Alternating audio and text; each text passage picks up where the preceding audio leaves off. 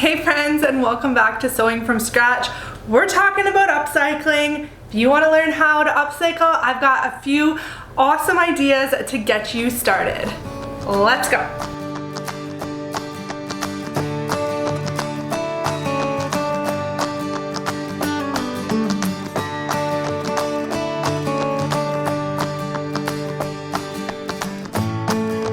So I've kind of divided these ideas into 5 different categories. We're gonna go through each one, and there's many different options within each one. So let's check them out. Before we get started, why don't you smash that subscribe button so you don't miss out on future videos, including upcycle content. It's something I love to do. It's something that I hope to do even more of. If you are new here and you don't know, one of my main goals for this year is to not buy new fabric, newly produced fabric. I even have a business, up and coming business, of taking thrifted materials or dead stock materials and turning them into new garments to sell. So if that's interesting to you, make sure you hit that subscribe button so you can follow along.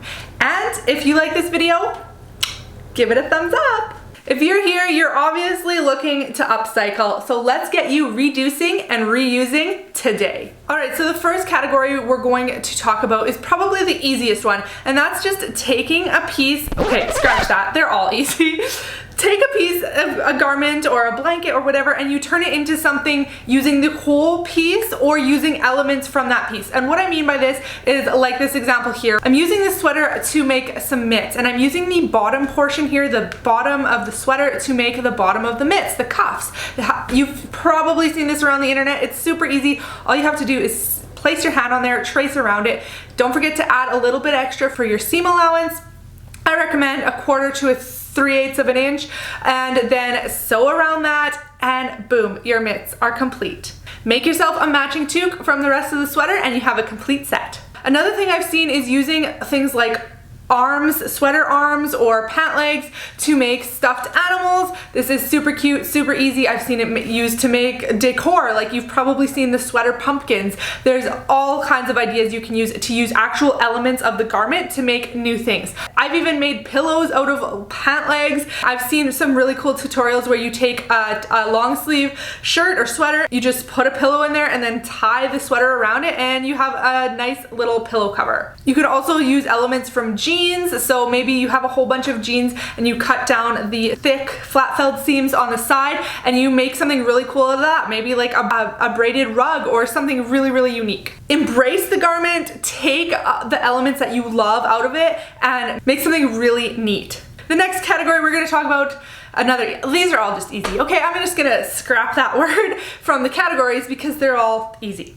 So now we're talking about embellishing, cropping, covering up, stains, things like that. So you're taking a garment and you're essentially keeping the garment the same, but you're just changing a couple of little things. So you might make a crop top or take a pair of leggings that are too short and turn them into shorts, like I did in this example for my daughter. Or if something has holes in it, you can, just chop that off, patch it, do some visible mending, put something has a stain, maybe an unsightly stain on it, do some embroidery on it, or make a flower, or make a really cool patch to put over it. Grab some elements from like a fabric scrap that you really like the print of and slap that on there. It really doesn't have to be scientific. There are almost no rules, so just make it your own and figure out what you like and what's gonna bring a smile to your face. All right, next category is Frankenstein. There's a channel on YouTube that can probably do it better than anybody, and that is Blueprint DIY. Angelina is just like the queen of upcycling, really. I believe that. If I had to only watch one YouTuber for the rest of my life, it would probably be Angelina. I just love her content. So I will link her down below in the description box. She has some really cool videos for Frankensteining, so where you take like 2 or more different pieces and put them together to create an amazing, amazing piece. So go ahead and check out her videos when you're done here, and you can even tell her I sent you. Next up, we're going to talk about using the pieces as fabric. So this might be like the most basic of basics, but you're just going to take that piece back to its origins and use it as fabric to make something else. So in the example here I'm taking 2 shirts, which by the way, these shirts, one said extra large, the other one said 2XL. I don't think they would have fit me. And I made an extra small cropped t-shirt out of 2 large, extra large, XXL shirts. Like, how ridiculous is that? This is why sizing just makes no sense. And if you want to see more on that, I have a whole video talking about why sizing makes no sense. Link down in the description box. Check it out. So essentially what you're going to do here is just open everything up. You can either use a seam ripper, I have a video for that, check it out down below, or you can cut the seams apart if you don't need every little inch of fabric. The thing to remember when you're doing this and you're using it garments as fabric or even blankets as fabric is you need to embrace the original piece. And by that I mean your pattern pieces might not fit on the t-shirt, for example. Like in my case here, what I'm doing here, I had to put my sleeve piece on a seam. So I made sure that the seam was lined up where the shoulder seam was gonna be on my piece. Just kind of adds another design element, and it gives a nod back to that original piece, so that if you were to sell this or gift it or wear it yourself, whenever somebody looks at that, it's kind of a conversation starter, and you can be like, yeah, this was made from a different garment that was no longer wanted. And it just kind of gets that thought in their mind that you don't have to throw things away. You can definitely repurpose them. If you love the fabric, maybe there's a stain on it, maybe it's too small, maybe there's a hole in it or something, you can still use parts of it to create something else. Your pattern pieces, again, if they don't fit, make them shorter. I had to make the sleeves shorter on this. I had to make it a cropped t-shirt because the full length bodice pieces didn't fit on here.